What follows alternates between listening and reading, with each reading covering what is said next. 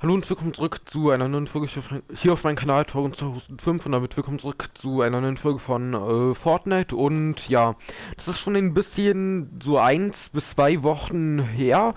Da war in Fortnite so ein Turnier, wo Epic Games so eine Live-Übertragung im Spiel gemacht hat. Und dann dachte ich so, okay, ich schau mal ein bisschen da so vorbei und nehme das ein bisschen auf. Ich weiß zwar jetzt nicht, worum es geht, ich weiß jetzt nicht, wer gewonnen hat, ich weiß auch nicht, wie viel Geld da zu gewinnen, wie viel Geld es da zu gewinnen gab. Ich weiß auch nicht, wer da alles so teilgenommen hat. Aber ja, also so generell für Turniere interessiere ich mich nicht so sehr. Aber ja, es ist trotzdem cool, so zuzuschauen, wie die Profispieler so spielen. Und dann dachte ich so, okay, ich schaue mir ein bisschen mal das Turnier so ein bisschen an und nehme es vielleicht auf, weil vielleicht gefällt es euch dann auch so ein bisschen. Und ihr wisst bestimmt auch schon, wer gewonnen hat. Vielleicht so, aber ja, wenn ihr wollt, könnt ihr euch das Video anschauen von dem Turnier. Da waren auch ein paar richtig coole Szenen mit bei und ja, dann viel Spaß mit dem Video.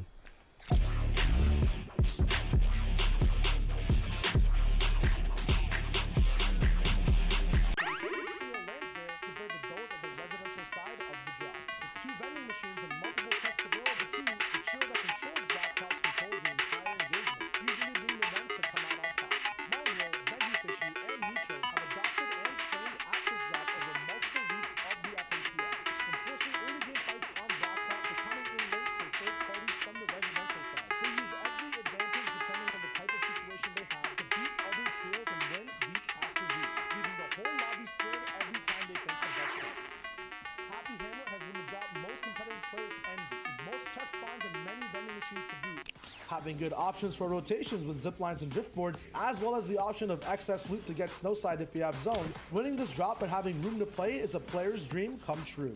Playing this drop, however, is very difficult. Usually with 2 to 4 teams contesting you because of how abundant and plentiful loot is, you will always have an uphill fight to face and conquer quickly if you want an advantage heading into mid-game. Taking fights here is all about who engages first and who gets to third party, with most engagements ending quick, as many angles taken are vertical, making it a lot easier to hit headshots for that damage multiplier. Close range box fights are also very common, with less room for mistakes and instant eliminations on knocked players, keeping all opponents healthy off of Siphon. Eclipse, Mega, and Dubs land at Happy, usually preferring the north side of the drop, and although might have trouble making it out of early game in a few of their games, the loot they get when the drop ends up working out sets them up for exponentially more points in the end game with lots of mobility, shields, and high rarity weapons to make big clutches with. Landing at powerful drop spots is a challenge that requires practice and teamwork to overcome. Being efficient with comms, having a plan, being prepped and ready, as well as adapting to anything you see on the glide are keys in being successful in the early parts of your game.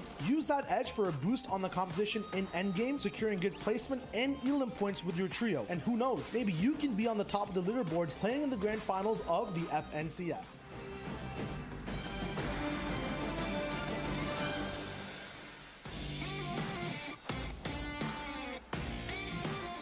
What's up, Fortnite fam? It's me, Zeke, and we're hanging out with our best friend, Sundown.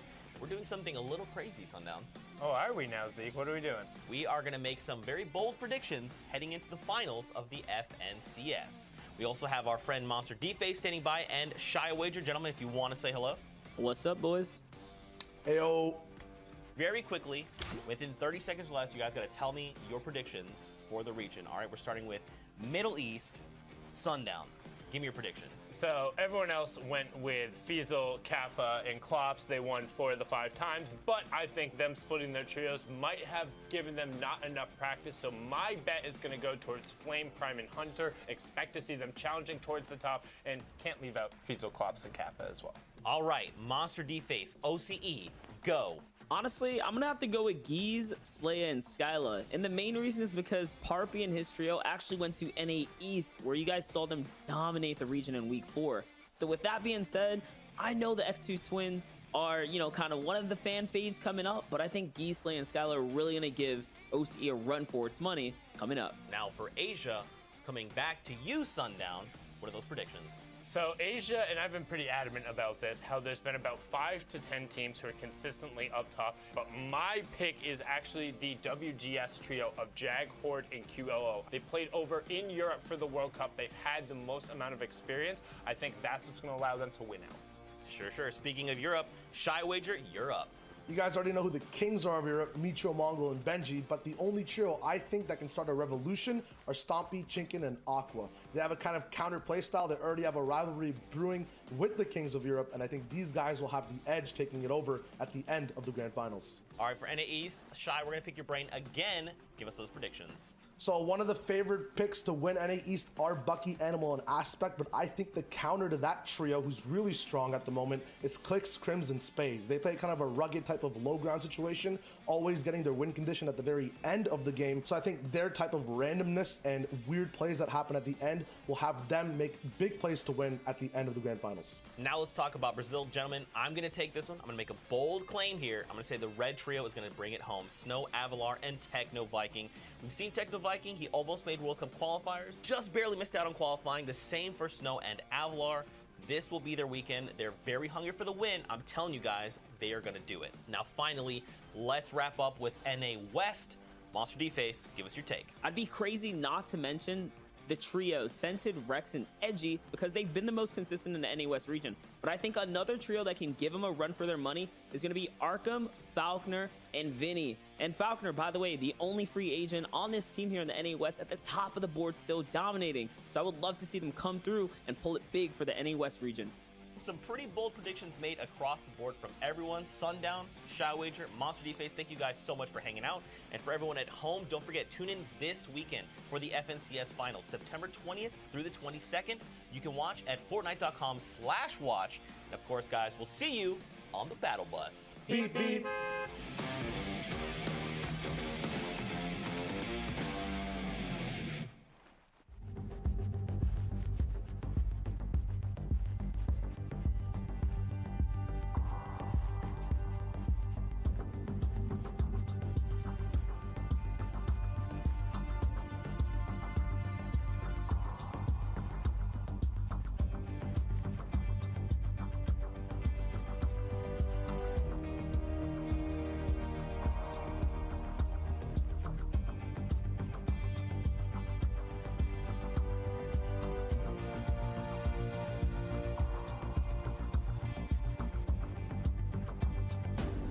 Fortnite fam, we've missed you guys so much, and now we are here for the grand finals of the Fortnite Champion Series. Now you guys know who I am, I'm Zeke, but let's introduce the crew that will be hanging out all weekend long.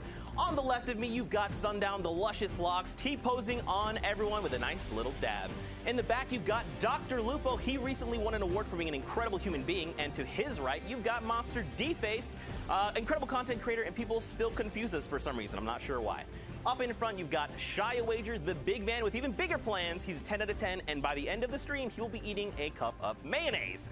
Now, Fortnite fam, I know you guys are ready to get into all of the action, but first, we should probably get all these new faces to the broadcast up to speed on how the broadcast is going to be run. Let's start with the broadcast schedule. So right now, we're going to be hopping into Europe during one of the heats going on right now. Later on, we'll take a look at some of the replays from Middle East that happened this morning with a live look-in at Brazil after that, and then we'll wrap the day with NA East. Now, how are these guys racking up their points? Let me get you up to speed on that. So first off, 9th through 12th will get you 3 points. Placing between 5th and 8th is 6. 3 and 4th, I'm sorry, 3rd and 4th is 9 points. 2nd place is 12 points, and that victory royale is worth 15, with every elimination being 1 point. Now, the prize pool across the FNCS has been $10 million. And here is a prize distribution for this weekend. A lot of money to be divvied out. And of course, the money is great, but being able to be crowned the first ever season champions across all regions is an even better feat. Now, before hopping into the games, we made some predictions earlier on in the week for Europe. There is one among us that is had a bit of a different opinion, and that's fine. We'll get there. But Sundown, why don't you tell us about our predictions from Europe? So I'll talk about our predictions, since the rest of us decided that, you know, we had a brain and were able to look at what went on in the past 5 weeks. And Mitro, Mongo, and Benji just wiped the floor with the rest of the region. They averaged a 1.4 placement, 3 wins, 2 second places. I know I've always harped on it, but it took literally 4 really, really bad games in both of those weeks for them to get barely edged out into second place. And any other time they've played their game, they've been on top. But Shy, it seems like you went a different direction. Well, like, I understand they got their high placements, they're in their high castle, but personally, I see a revolution coming. I predict the upset, Stompy Chicken and Aqua actually taking it all home at the end of the grand finals. They're amazing, but I think they won't have what it takes ultimately, and Aqua will steal the race at the very end. Well, we'll have to see how things pan out for these trios. Now, like I said earlier, by the end of the broadcast, Shy will be eating a cup of mayonnaise if MMB wins out in Europe. So we'll have to see if that pans out for everyone. Now, guys, we are going to be jumping into game number 2 of heat number 1 in Europe. We're going to be jumping right into all the action. And to do so, we've got Monster D-Face, Dr. Lupo. Gentlemen, take it away. Zeke, thank you very much. For those that are confused, Shy went on Twitter and made a bet and said if the three that we've all, I mean, we've seen them just absolutely destroyed thus far. If they do in fact win, then he will eat not a cup, an entire jar of mayonnaise on stream. And to be quite honest with you, I think that might be some of the best content that I've seen on the internet in quite a while. Now, going into Europe here, like I said, game 2, it's already rolling right now. That's Monster, it. before we jump right into it, what do you think? How do you think things are going to play out today? I think my stomach hurts. I'm gonna have to sit down and let this one kind of digest as we jump into these games. But let's go ahead and hop right in. It's Europe. They're trying to get to the grand finals. There's gonna be a lot of action unfolding today, Dr. Lupo. Lo and behold, 95 players remaining. Only one trio in Hull has gone down, and we're jumping right into retail with the trio themselves: Benji, Mongrel, and Mitro. Honestly, some of the most dominant players in solos and duos, and now they're trioed up. That's right. And crazy kitted already. A gold RPG. That's right literally what I want to touch on Crazy. right there. Look- The look at- retail row loot Look at the inventory. sets them up for success. You're looking at straight up legendary inventory. And the best of the best, what do they choose? Shield bubbles. Shield bubbles, one of the new items introduced to Fortnite, and it's a great item, right? It's so versatile. So you're gonna see shockwaves, you're gonna see launch pads, campfires, and even with the recent adjustment to the loot, the way it's divvied out here in retail, it's still so prominent in the loadouts. You're gonna see the difference. And just look at the map on the side. Basically no one around them to contest. It's wild to think. So I'm going to say it, and I'm pretty sure everyone is already thinking it, as we've seen them play over the course of the qualifiers for this event. If no one contests retail, or it's lightly contested, let's say somebody drops black tops and they take Resi side, or however it's split. I can tell you what that means. It means Shayo is 100% eating the mayonnaise. Eating the 100% mayonnaise. guaranteed eating the mayonnaise. In fact, production, can we get a jar of mayonnaise ready just at some point before Sunday? Because based on what we've seen thus far, we have an insane mat count across the board already. Look at the inventory. This is ridiculous. They are kitted to the teeth. 11 points already going into game 2. Game 1 must have. We'll have to take a look back if we can see exactly how that played out for them the previous round. But they're moving in. They have maybe. Granted, we can see on the minimap that there's nobody at Dusty Depot right now, but that's a potential drop spot for a trio at this point. But right now it's uncontested. You see there's builds there and there's no one around.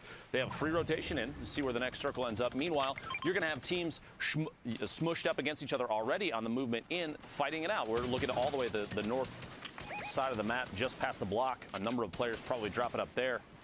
And this is a veteran team right here. The Vic, Robabs, and Falcony been around the scene for a long while here, and they are just dictating the pace of this battle here as they're trying to look for this push right now. The shield bubble's not going to be effective. He actually had to push out of it, and it's a 3v1 situation right here. Down comes the Stinker. That's going to have to push him back, and it should be a nice, easy close-in. You can see right there Got him the zoned angles. inside. One it box left. The quick edit, the swap. Lands a Ooh, shot, nice trap from little above, trap. dodges it. Basically no damage taken. It's a good attempt. Pretty good attempt right there. Did try to, catch the Vic off guard, but he was fast enough. Managed to kind of sneak on through. By the way, on the right Miss. side of your screen, here's the results of game 1. You see Mongrel, Mitro, Benji Fishy taking 5th place. Alblefly, Miro, Matsoe in the 1st place position up there, which means 15 points for that trio. There's the remainder of your top 10. Just a quick info blast there for you if you did not see game 1 on any of the channels that might be streaming their gameplay right now. And I You at love least can that. take a I quick check, love that right? we can see exactly where we're at with the leaderboard. That was the wrap-up of Game 1, your top 10 teams coming into Game 2 now. And remember, every single heat, they're going against one another. So we're gonna see rivalry. The best, like that leaderboard is gonna change with every single elimination, every battle. They're going against each other. With the exception, of course, once Mongrel Mitro and Benji take that first place spot. I'm just saying, they have been playing insane. That's not to say that anybody else can't potentially take that top spot. It's very possible. I mean, even Skyt, Hunter, and Keystar from Solary and Lestream, this is an excellent trio in itself. But man, just the dominant gameplay from MMB has been insane to watch. Yeah, Up here on top of the hill now. Sundown put it best. It's Europe playing catch up here with our favorite, I guess, team to look out for. But Absolutely. We'll see how the performances go here as Hunter, Sky, and Keenstar are just going to base up, kind of sit just outside of the Tilted Town. You can take a look at that map there. Players are setting up. They're setting the perches. The high grounds are being claimed. And that is how you can start to choke out squads that are rotating late here. Now, they are going to hopefully, you know, get a little bit of that RNG, right? Get that zone to fall in their favor, because otherwise they'd have to burn some valuable resource early on. I will say, over 10 seasons of Fortnite, this hill has been one of the most consistent high ground advantage spots to take. And even now, you're looking down on Tilted Town where there's no building. You have essentially free shots on players that do, for some reason, choose or are forced to rotate. This spot is insane.